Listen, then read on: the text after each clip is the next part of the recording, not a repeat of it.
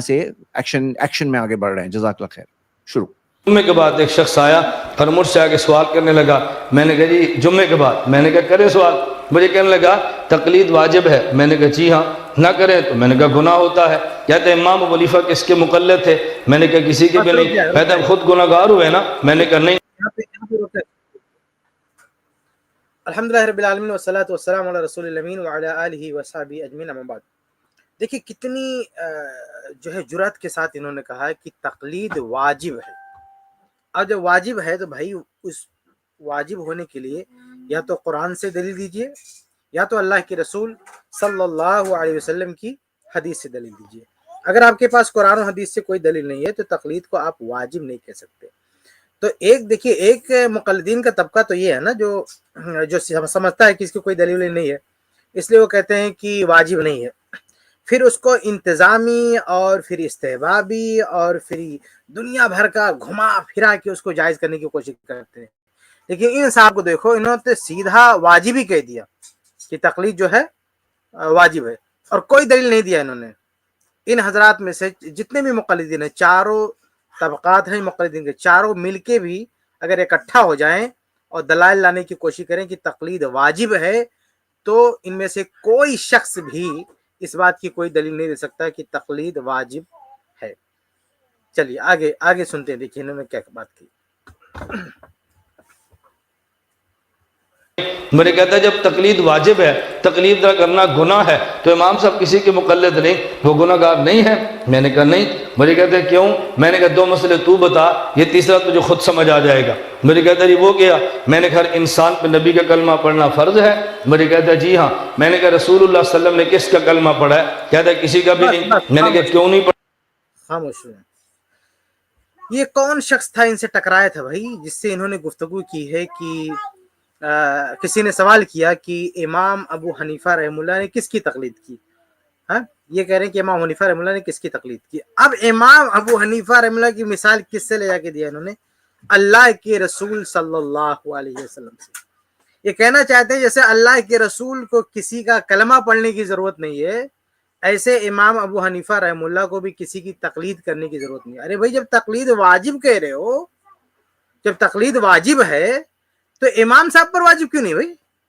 اب اس کی دلیل کیا دے رہے ہیں کہ جیسے کلمہ پڑھنا واجب ہے اب کلمہ اللہ کے رسول صلی اللہ علیہ وسلم نے نہیں پڑھا. اچھا یہ بات ہم اس پر لوٹیں گے امام حنیفہ رحمہ اللہ پر.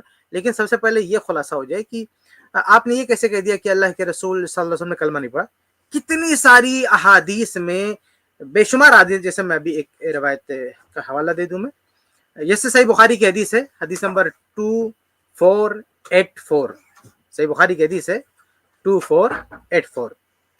اس میں اگر زید بھائی ہو تو دکھا بھی سکتے ہیں اس روایت کو کہ اس میں صحیح بخاری کی حدیث ہے.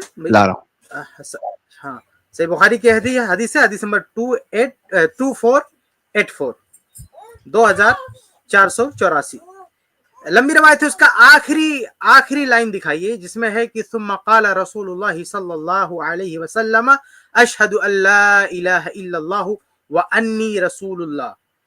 کہ اللہ کے نبی صلی فرماتے ہیں کہ میں گواہی دیتا ہوں کہ اللہ کے علاوہ کوئی معبود برحق نہیں اور میں اللہ کا رسول ہوں.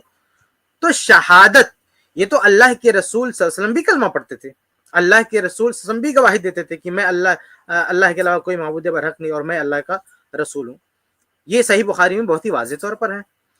اور باقاعدہ لا الہ الا اللہ محمد رسول اللہ اگر یہ کلمات دیکھنا چاہیے یہ سیگا دیکھنا چاہیں تو پتہ نہیں کیسے انہوں نے کہہ دیا انکار کر دیا کہ اللہ کے رسول نے کبھی یہ نہیں کہا. دیکھیے خطبہ حاجہ جو جمعہ کے دن ہم خطبہ پڑھتے ہیں نا جمعہ کے دن خطبہ جو حاجہ ہے اس کے جو کلمات صحیح احادیث سے ثابت ہیں اسی میں سے ایک یہ بھی ہیں کہ اللہ کے نبی صلی اللہ علیہ وسلم فرماتے تھے کہ کیا الفاظ ہیں دیکھیے ان الحمد للہ نحمده ونستعینه ونستغفره ونعوذ باللہ من شرور انفسنا ومن سیئات اعمالنا من يهده الله فلا مضل له ومن يضلل فلا هادي له واشهد ان لا اله الا الله وحده لا شريك له واشهد ان محمدا عبده ورسوله.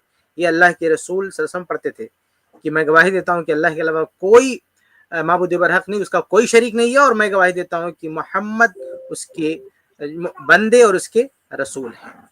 تو یہ کہہ دینا کہ اللہ کے رسول रसूल सल्लल्लाहु अलैहि वसल्लम ने किसी का कलमा नहीं पढ़ा, या अल्लाह को अल्लाह, मतलब आप क्या कहना चाहते हैं कि अल्लाह के रसूल ने अल्लाह को अल्लाह और खुद को रसूल नहीं जाना?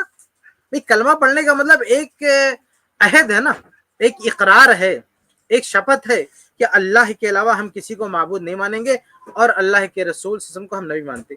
इस बात का इकरार क्या अल्लाह के रसूल ने नहीं किया?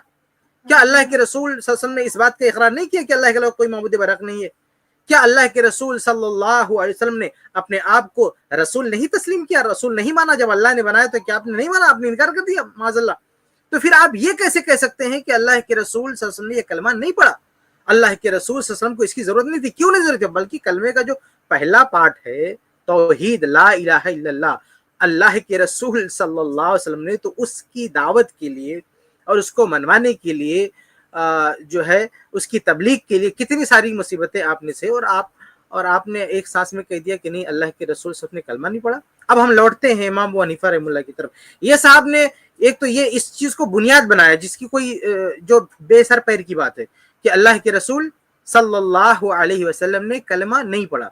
फिर इसको बुनियाद बना के इमाम अबू हनीफा रहमतुल्लाह के बारे में कह रहे हैं कि इमाम साहब को तकलीद की जरूरत नहीं है, तकलीद सब पर वाजिब है। इमाम अबू हनीफा रहमतुल्लाह की तकलीद वाजिब है, लेकिन खुद इमाम अबू हनीफा रहमतुल्लाह पर वाजिब नहीं। ये कौन सी मंतिक है भाई? मिसाल तो मैंने आपके सामने क्लियर कर दिया कि अल्लाह के रसूल ने भी कलमा पढ़ा है, अल्लाह के रसूल सल्लल्लाहु अलैहि वसल्लम पर भी वाजिब था कि अल्लाह के रसूल अल्लाह ताला को वहदहु ला शरीक माने और खुद को रसूल माने, ये आप पर भी जरूरी था और आपने उसको तस्लीम भी किया। और ये अब जब ये बुनियादी बातिल है इनकी, तो फिर इमाम हनीफा रहमतुल्लाह के ताल्लुक से जो एतराज है वो अब भी बाकी है कि आखिर वो उन्होंने किसी की तकलीद क्यों नहीं की। और एक मसला ये भी जहन में रखें, नमाज देखिए, सबसे इकरार शहादतैन के बाद सबसे अहम चीज क्या नमाज है। अल्लाह के रसूल सल्लल्लाहु अलैहि वसल्लम ने नमाज पढ़ने का हुक्म दिया, क्या खुद नमाज नहीं पढ़ा? ये तो हो गया ना, लिमा तक़ुलूना मा ला तफ़अलून, क्यों ऐसी बातें करते इस पे अमल नहीं करते? तो अगर ये तकलीद वाजिब है इमाम जो है अइम्मा की, तो इमाम अबू हनीफा रहमतुल्लाह पर भी तकलीद वाजिब होनी चाहिए। और कम से कम देखिए, आप कह सकते हैं कि वो मुजतहिद हैं इसलिए उनको तकलीद की जरूरत नहीं, ये कहा जा सकता था, लेकिन इन्होंने पता नहीं इनके दिमाग में क्या आया कि उन्होंने एक अलग ही अंदाज से बेवकूफ बनाने की कोशिश की। अगर कोई ये कहे कि इमाम अबू हनीफा रहमतुल्लाह मुजतहिद थे इसलिए उन्हें तकलीद करने की जरूरत नहीं, तो सवाल ये पैदा होता है कि क्या मुजतहिद बनकर पैदा हुए थे? मुजतहिद कब हुए वो? क्या वो बचपन ही से मुजतहिद थे? क्या उन्होंने इल्म हासिल नहीं किया? क्या उनके सामने ऐसा मरहला नहीं आया कि जब उन्हें सीखने की जरूरत थी? क्या उनके असातिज़ा नहीं थे? आप तो बड़े फख्र से कहते हैं कि सहाबे कराम से सीखा, जबकि साबित ही नहीं है। मुफ्ती तारिक मसूद साहब कहते हैं कि सहाबा के शागिर्द हैं, सहाबा से मुलाकात, जबकि बेसर पैर की बात है। तो जब उनका इब्तदाई वक्त था, तलबे इल्म का जमाना था, तो उस जमाने में तो जाहिर सी बात है कि दर्जे इज्तिहाद पर फाइज नहीं हुए, तो उस जमाने में उन्होंने किसकी तकलीद की? ये सवाल बनता है, इससे छुटकारा नहीं है। मुफ्ती तारिक मसूद साहब हो, चाहे ये इनका नाम मैं बोल रहा हूँ, ये साहब है, इन लोगों पर ये लाजिम है कि इमाम अबू हनीफा रहमतुल्लाह के बारे में बताएं कि वो किसकी तकलीद करते थे। मुजतहिद बन गए, चलो ठीक है, आप कहते हो मुजतहिद की तकलीद, मुजतहिद बन गया, तकलीद की जरूरत नहीं, लेकिन इज्तिहाद मुजतहिद पैदा तो नहीं हुए थे ना, पैदा मुजतहिद बन गए तो पैदा नहीं हुए थे। तो शुरू में उन्होंने किसकी तकलीद की, ये सवाल है, इसका जवाब इनके पास नहीं है। इन्होंने बात घुमा दिया कि अल्लाह के रसूल सल्लल्लाहु अलैहि वसल्लम ने भी कलमा नहीं पढ़ा, तो सबको एक तो इमाम साहब को ले जाके किससे मिलाया? अल्लाह के रसूल से। यानी आप जो खुसूसियात रसूल की है वो आप एक उम्मती को दे रहे, आपको शर्म आनी चाहिए। यानी आप इख्तिसास की बात हो रही, मिसाल कहाँ दे रहे हैं कि कुछ खास, जैसे हम अल्लाह के नबी को मानते हैं, अल्लाह के नबी के बाद कोई नबी नहीं आएगा, तो इसका मतलब क्या है? इसका मतलब ये नहीं है कि हम अल्लाह के नबी के बाद किसी को नबी का टाइटल नहीं देंगे, बाकी सारी चीजें दे दें। हाँ, यानी कि अल्लाह के नबी के बाद कोई बंदा खड़ा होगा और अल्लाह के रसूल सल्लल्लाहु अलैहि वसल्लम की सारी खुसूसियात का दावा करे कि मुझ पर वही आती है, मैं शरीयत शाजी कर सकता हूँ, मुझे किसी की जरूरत नहीं। इस तरह का अगर कोई बंदा खड़ा हो और कहे मैं नबी नहीं हूं, लेकिन नबी सल्लल्लाहु अलैहि वसल्लम की सारी खुसूसियात अपने अंदर माने, उसकी दावत दे, तो हकीकत में वो नबूवत का दावेदार है, गर्चे वो ये ना कहे। तो जो खुसूसियात नबी की हैं, उस तरह की खुसूसियात बताना इमाम साहब की। हम ये नहीं कहते कि इमाम साहब कोई नबी बना रहे, ये वाज़े कर दूं, मैं नहीं कहना चाहता कि ये इमाम हनीफा रहमतुल्लाह कोई नबी बना रहे, लेकिन ये जरूर कहूंगा कि खुसूसियात में इमाम साहब को उस तरह से मुमताज बताने की कोशिश कर रहे हैं कि जैसे अल्लाह के रसूल सल्लल्लाहु अलैहि वसल्लम बाज़ मामलात में मुमताज थे। हालांकि ये मिसाल बैठती भी नहीं है कि अल्लाह के नबी सल्लल्लाहु अलैहि वसल्लम की कुछ खुसूसियात थी जो दूसरे के अंदर नहीं है, लेकिन किसी उम्मती के बारे में कह देना कि उनके अंदर ये खुसूसियात है बिल्कुल नबी की तरह से, कि नबी को कुछ करने की जरूरत नहीं है, तो और भी तो इस तरह से इमाम हनीफा रहमतुल्लाह को तकलीद करने की जरूरत नहीं, तो बहुत ही गलत बात है। बहरहाल मैं वाज़ेह कर चुका हूँ कि अल्लाह के रसूल सल्लल्लाहु अलैहि वसल्लम ने भी कलमा पढ़ा है और खुतबे हाजा में पढ़ते थे और बहुत सारी अहादीस में है, इसलिए वो बुनियाद ही गलत है। और हम मान भी लें किसी तरह से गिरते पड़ते तो फिर वो बात फिर एक लाइन में दोहरा दूं कि मुस्तहिद पैदा नहीं हुए थे, पैदा मुस्तहिद बन के पैदा नहीं हुए थे, मुस्तहिद बनने से पहले उन्होंने किसकी तकलीद की, ये सवाल खड़ा रहेगा, ये सवाल बाकी रहेगा, इसका कोई जवाब इनके पास नहीं है। आगे बढ़ते हैं। किसका कलमा पढ़ा है? कहता है किसी का भी नहीं। मैंने कहा क्यों नहीं पढ़ा? कहता है वो खुद नबी है, क्यों कलमा पढ़े? मैंने कहा बाजमात नमाज ज़रूरी है?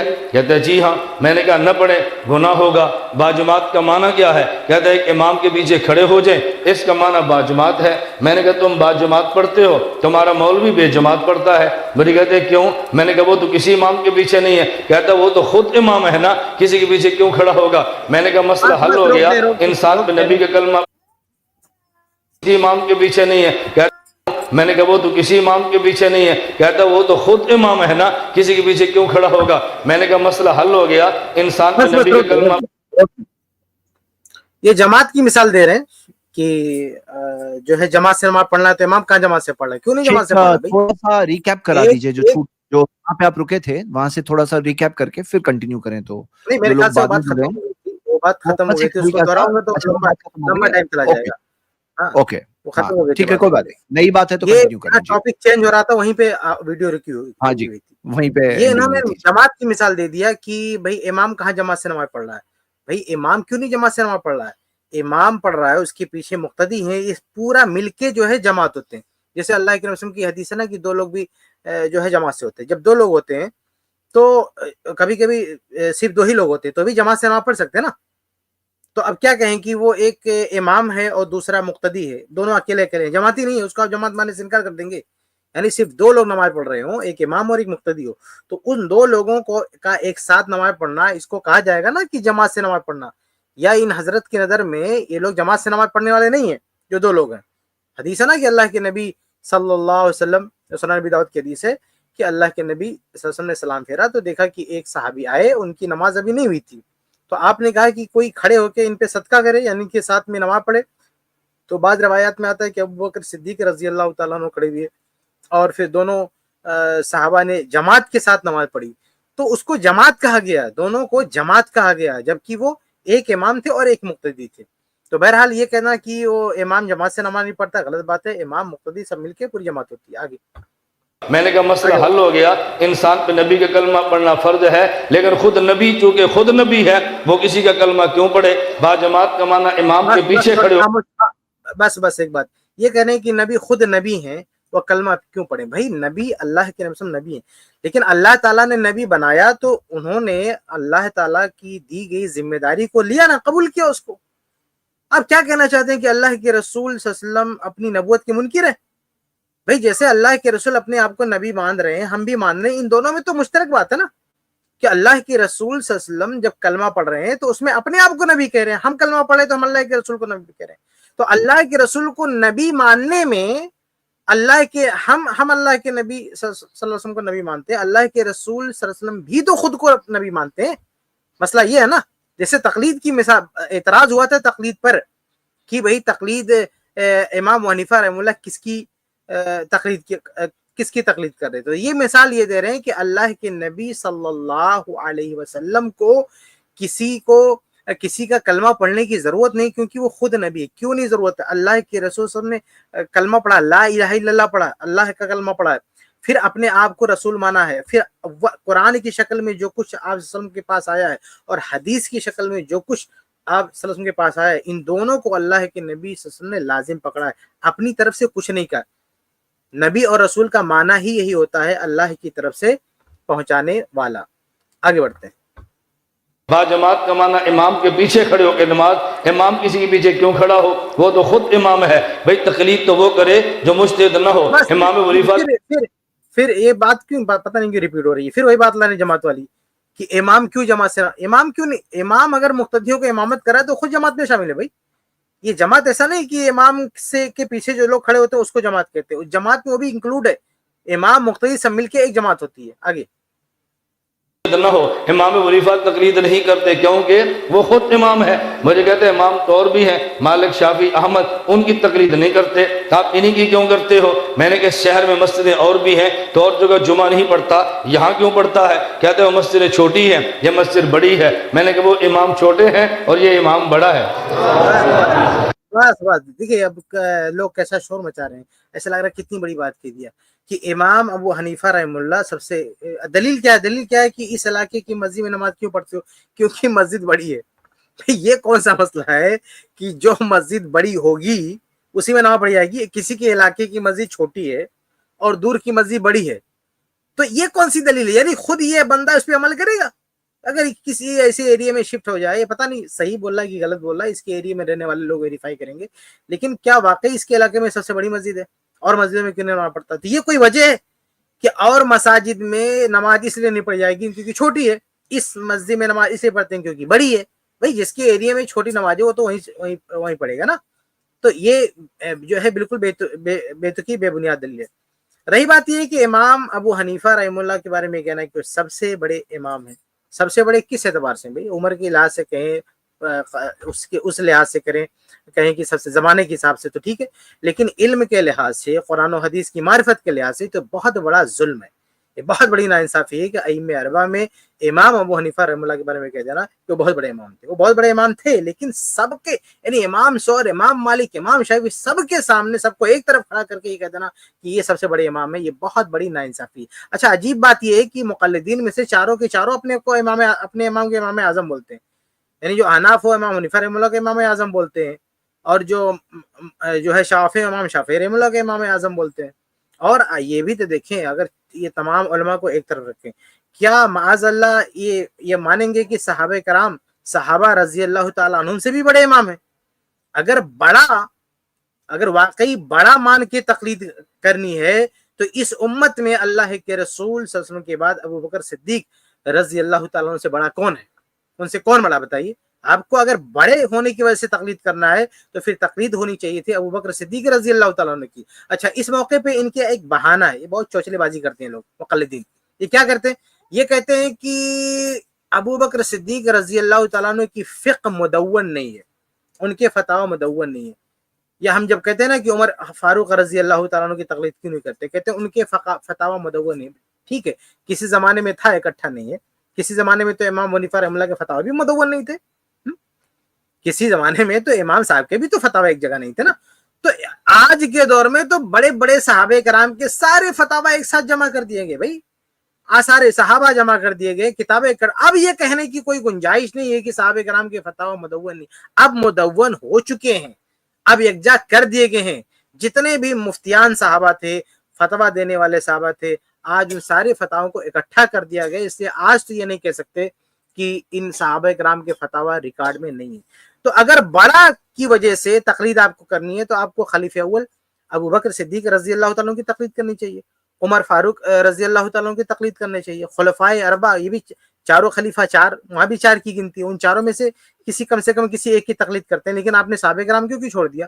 آپ مثال دیتے ہو کہ بڑی مسجد ہے اس لیے ہم یہاں نماز پڑھتا ہے, تو جو سب سے بڑے عالم صحابہ ہیں آپ ان کی تقلید کرو نا, ان کی تقلید آپ نے کیوں چھوڑ دیا؟ تو بہرحال یہ بہت ہی بیتکی مثال ہے کہ جو سب سے بڑی مسجد ہے اس میں نماز پڑھی جائے گی, کسی کے ایریا میں سب سے چھوٹی مسجد ہے وہاں نماز نہیں پڑے گا, وہاں نماز نہیں پڑے گا. اور تقلید کا بھی مسئلہ دیکھیے, اگر ان کی یہ کہنا چاہتے ہیں نا کہ ایک آدمی جاہل ہے, اس کو کچھ نہیں پتا ہے, ہاں تو وہ کہاں سے علم سے, کبھی کبھی کہتے ہیں اگر تھوڑی دیر کے مان لو یہ دلیل ان کی, تو بتائیے کہ اگر ایک آدمی کسی ایسی ایریا میں رہ رہا ہے, ایسے علاقے میں رہ رہا ہے جہاں کوئی چھوٹا عالم ہے, ہاں تو کیا کہیں گے کہ وہ اس کی تقلید نہیں کر سکتا؟ یعنی وہ ڈھونڈے پوری دنیا میں سب سے بڑا کون ہے, اس کی جو ہے جا کے آپ تقلید کریں گے. اور پھر یہ کس نے لاک کر دیا؟ امام ابو حنیفہ رحم اللہ سے پہلے کوئی بڑا نہیں اور بعد میں کوئی بڑا نہیں. یہ کس نے, کہاں سے وہی آ گئی کہ امام ابو حنیفہ رحم اللہ کے بعد ان سے بڑا عالم کوئی نہیں پتا ہوگا؟ امام ابن تیمیہ رحم اللہ امام ابو حنیفہ سے بڑے عالم ہیں, بلکہ امام ابن تیمیہ رحم اللہ کے بارے میں مجھے یہ کہنے میں ذرا بھی جھجک محسوس نہیں ہوتی کہ چاروں ائمہ کا علم ایک طرف رکھ دیں, امام ابن تیمیہ رحم اللہ کا علم ایک طرف رکھ دیں. سمجھ میں آ رہا؟ اگر آپ کو تقلید کرنی ہے ان سے پہلے جائیں تو ہم کہیں گے آپ صحابہ کرام کی تقلید کیجیے, وہ ان سے بڑے تھے. اور اگر بعد کی بات کریں تو ابن تیمیہ رحم اللہ نہ صرف امام ابو حنیفہ رحمہ اللہ کے مقابلے میں زیادہ علم رکھتے ہیں، بلکہ چاروں ائمہ کا علم ایک طرف رکھتے ہیں، ابن تیمیہ رحمہ اللہ کی طرف ایک طرف رکھتے ہیں۔ اللہ کے فضل و کرم سے ابن تیمیہ رحمہ اللہ کا علم چاروں اماموں پر بھاری ہے۔ آگے مجھے کہتے ہیں سائیں آپ دلیل نہیں دیتے، مثال دیتے ہو۔ میں نے کہا مولوی لا پھر دلیل دیں گے تو جیسے جاہل کو مثال دیں گے، تر سے ہماری مثال قابو نہیں آ رہی تو دلیل کیسے قابو کرے گا تو؟ بھئی تر سے ہماری مثال نہیں سنبھالی جا رہی نا تو دلیل کیسے سنبھال لے گا؟ اس لیے علماء کو قائل کرتے ہیں دلیل سے اور عوام کو قائل کرتے ہیں مثال۔ میں اس پر مثال دینے لگا تھا۔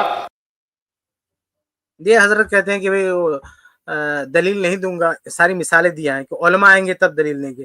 بھئی یہ آن لائن دنیا ہے، مائک لے کے بیٹھے ہیں، سامنے کیمرہ لگا ہوا ہے، کہ آپ کو کس نے کہہ دیا کہ یہ آپ کی بات صرف جو ہے جاہل لوگ سنیں گے، علماء نہیں سنیں گے؟ اور ابھی بھی آپ پتہ نہیں کا کیا اسٹیٹس ہے، زندہ ہیں کہ کیا ہے، واللہ عالم۔ بہرحال اگر زندہ ہے، آپ کو شوق ہے تو آپ بات کیجیے، آئیے اسٹریم میں، آپ یہی ساری مطلب دلیلیں لے کر آئیے۔ اگر آپ مثالیں دے رہے ہیں تو آپ آ جائیے، دلیلیں لے کر آ جائیے، آپ سے بات ہو جاتی ہے۔ کہ آپ جو یہ سوال ہے نا کہ امام ابو حنیفہ رحمہ اللہ نے تقلید کیوں نہیں کیا، تو کس کے مقلد ہیں، اسی کو آپ آئیے یہاں پہ ثابت کر دیجیے، اسٹریم میں ثابت کر دیجیے۔ تو یہ کہنا کہ جو ہے اصل میں دلیل ہے ہی نہیں ان کے پاس، کوئی دلیل نہیں، یہ بہانہ ہے نا، یہ بہانہ ہے کہ چونکہ ایک عامی آدمی ہے اس لیے ہم اس کو دلیل نہیں دے رہے ہیں، مثالیں دے رہے ہیں۔ اور اگر کوئی وہ آ جائے گا، کوئی عالم آ جائے گا تو ہم اس کو دلیل دیں گے۔ عالم کے سامنے بھی دلیل نہیں دیا انہوں نے۔ کیا کوئی ان کی کیا کبھی علماء کے ساتھ یہ نہیں بیٹھے؟ کیا یا جو ہے کبھی ان کا کوئی سابقہ نہیں پڑا؟ تو انہوں نے کسی، بلکہ انہوں نے تو کئی جگہ مناظرے بھی کیے نا، حضرت تو مناظرے میں بیٹھے ہیں تو وہاں بھی تو کم سے کم پیش کرتے۔ تو پوری لائف میں کبھی تو موڑ آئے ہوگا، ہمیشہ زندگی بھر آپ جاہلوں کے ساتھ بیٹھتے ہیں؟ پوری زندگی میں کبھی کسی عالم سے سامنا نہیں ہوا آپ کا کہ زندگی بھر آپ جو ہے جاہلوں کے ساتھ بیٹھتے ہیں؟ اور یہ کیا بات ہوتی ہے؟ جب آدمی دلائل دیتا ہے نا، اس کے بعد جب دلیل ہوتے ہیں تو عوامی دلیل بھی دے دیتا ہے، عوامی لیول کی، اور پھر جو اصل دلیل وہ بھی رکھتا ہے۔ لیکن اصل دلیل چھپا کے اسی پہ اکتفا کر لینا، یہ کون سی دلیل ہے بھائی؟ اور جو آدمی اصل جو سوال کر رہا ہے، جو سائل ہے، وہ آپ سے مثالوں کی دنیا میں تھوڑی سوال کر رہا ہے کہ آپ مثالوں سے دلیل دو۔ سوال تو یہ پوچھنا، آدمی تو یہ سوال کر رہا ہے نا کہ بھئی آخر انہوں نے تقلید کسی کی کیوں نہیں کی؟ اگر یہ چیز واجب ہے تو اس وجوب سے وہ جو ہے ساقط کیسے ہوگے؟ تو اس طرح کی دلیلیں جو ہے مثالوں سے نہیں ہوتی ہیں، آپ کو اصل دلائل آپ کو پیش کرنا چاہیے۔ اور جب آپ نے یہ اعتراف کر لیا کہ جو ہے کوئی عالم ملے گا تب دلیل دیں گے، تو اس کا مطلب یہی ہے کہ آپ کے پاس دلیل نہیں۔ اگر ہے تو ابھی بھی موقع ہے، آپ اس کو پیش کیجیے۔